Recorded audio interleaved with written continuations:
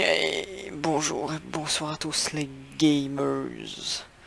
Aujourd'hui une vidéo un peu différente de ce qu'on a l'habitude de faire sur Bannière Studio.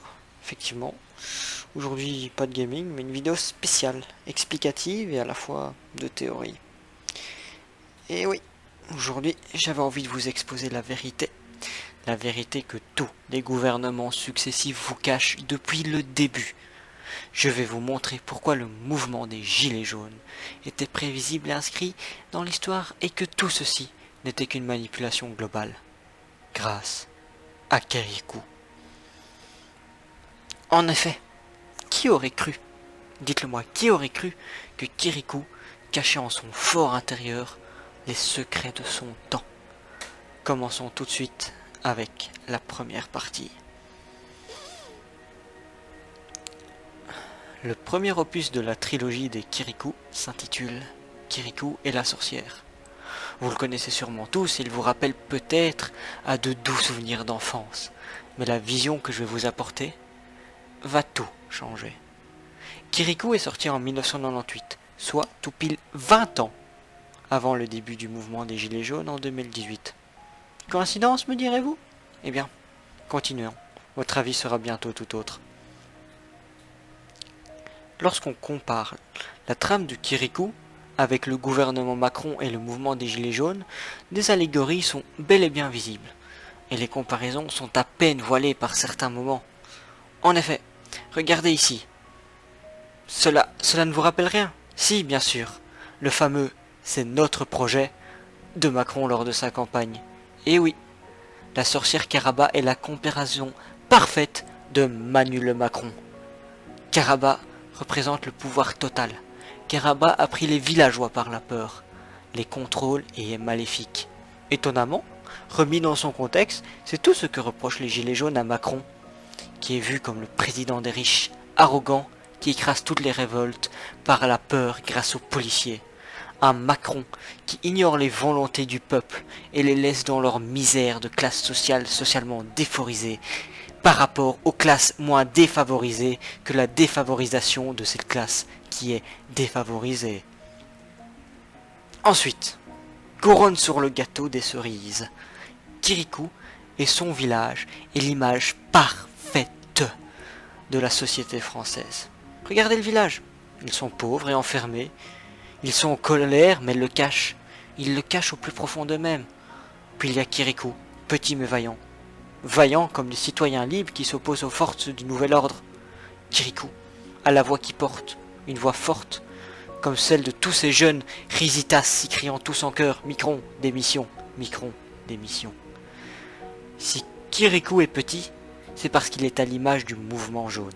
Il est petit car il a été écrasé, enfermé et contrôlé totalement par la caste gouvernementale de Manuel Masson. Mais maintenant, Kirikou a grandi. On le voit dans le premier opus, il est fort, tout comme les Gilets jaunes, soutenu, mais à la fois. Et oui, mais à la fois contrôlé. Mais j'explique ça dans la dernière partie. Alors, toujours pas convaincu? Eh bien, regardez ça. Qui sont les petits soldats de la sorcière Cara Macron?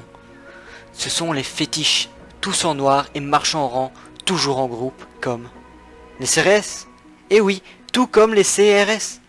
En plus de ça, on peut rajouter le fait qu'ils inspirent la peur auprès des villageois, tout comme les CRS apportent la peur au sein du mouvement citoyen, qui s'enfuit comme des poulets femelles à leur arrivée.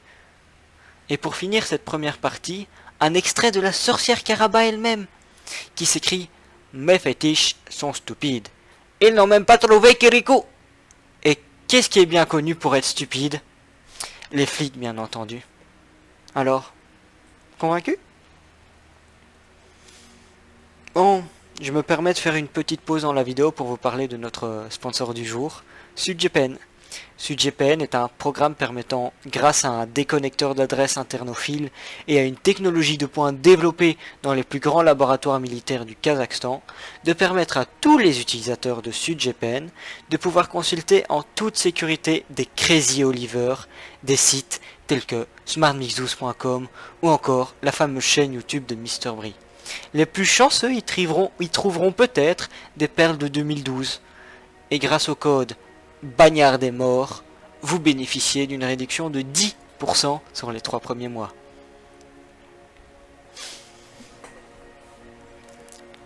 Lorsque Michel Oslo, créateur et réalisateur de Kirikou, se lance dans l'investissement de son film, cela prend beaucoup de temps, des années même. Au cours de ces 2 années, Kirikou réussit à récolter une somme astronomique de 25 millions de francs. 25 putain de millions de francs, les mecs! Ça représente aujourd'hui près de 4 millions d'euros. 4 millions d'euros pour Kirikou? Allez, là on est d'accord. Il y a une couille dans le potage à mémé. Dans les sociétés connues ayant participé au financement, il y a bien sûr des sociétés connues, comme le CNC, Canal+, la ProCirep, Agence des ayants droit ou encore le Fonds d'image européen. Et pour le reste, nada, niet, aucune idée. La fiche technique du film indique que les financements ont été faits auprès de plusieurs entreprises et particuliers à l'international. Sur ça, je me suis dit, bonhomme, ça sent la recherche. Pendant près de 5 mois, j'ai recherché activement d'où venait cet argent, mais rien, absolument rien. Comme si les mystérieux investisseurs avaient disparu ou n'avaient jamais existé. Puis tout est devenu clair, tout est devenu lumineux. Ce que je m'apprête à vous révéler, maintenant, fera l'effet d'une bombe dans une flaque d'eau au milieu de la chaussée d'Anu à Jodogne. L'argent ne vient pas du privé mais du public. Cet argent vient du gouvernement, des fonds personnels des présidents comme Chirac par exemple, et surtout de l'armée et de leur programme de développement secret sur le contrôle des esprits. Et ouais, tout cet argent était simplement injecté dans des machines, des manières de manipuler les images en envoyant des signaux subliminaux au cerveau des jeunes téléspectateurs. Tout ceci n'était qu'un test. Kirikou est un nom de code et nous sommes des rats de laboratoire. Kirikou, les amis, est une bombe à retardement implantée dans le cerveau de tous les jeunes monsieur dont le compte à rebours était fixé pour tout pile 20 ans, au début du mouvement des Gilets jaunes. Et regardez encore ceci, preuves ultimes. Lorsqu'on associe les lettres du Kirikou à leurs chiffres dans l'alphabet et qu'on les additionne, on obtient 94. Ensuite, si on multiplie par le nombre d'épisodes de Kirikou, on obtient 282. 94 282 est le nom d'une base militaire ultra secrète du Nouvel Ordre, et je le sais. C'est comme ça, c'est tout, je le sais, voilà.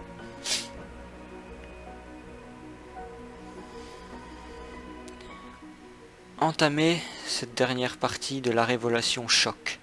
Je vais vous faire des révélations révélatives. Le mouvement des Gilets jaunes est secrètement orchestré par le gouvernement du pays appelé France. Kirikou. Kirikou est une manipulation mentale, une bombe implantée dans vos cerveaux, n'attendant qu'un seul geste, un seul mot pour exploser. Et quelle escole, me direz-vous? Eh bien, c'est très simple. C'est notre projet. La gestuelle de Emmanuel Macron, ainsi que le mot « notre projet », faisait en fait référence au projet mené en 1998 pour contrôler les esprits, et qui a rendu le peuple des Issous fou. Alors je vous le dis, ouvrez les yeux! Ne soyez pas dupes! Les dirigeants de ce monde veulent ce mouvement, ils le veulent tellement, car en secret, l'agitation populaire leur permet de fomenter un coup encore plus gros en toute tranquillité. Et ce prochain coup a un nom, et ce nom est Troisième Guerre du Monde.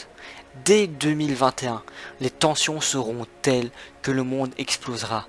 Tout ça car le mouvement nous a aveuglés, il a aveuglé le peuple des véritables soucis. Et ce sera notre faute. Kirikou est un leurre. Kirikou est un leurre donné au peuple pour empêcher de voir avec leurs yeux de clairvoyance que dans les hautes sphères gouvernementales, on se prépare à la guerre et à détruire des millions d'innocents. Ne jouons pas le jeu des grands. Nom de Dieu, gagnons notre liberté. Allez, c'est tout pour moi les gamers. À la prochaine et n'oubliez pas de vous abonner, hein.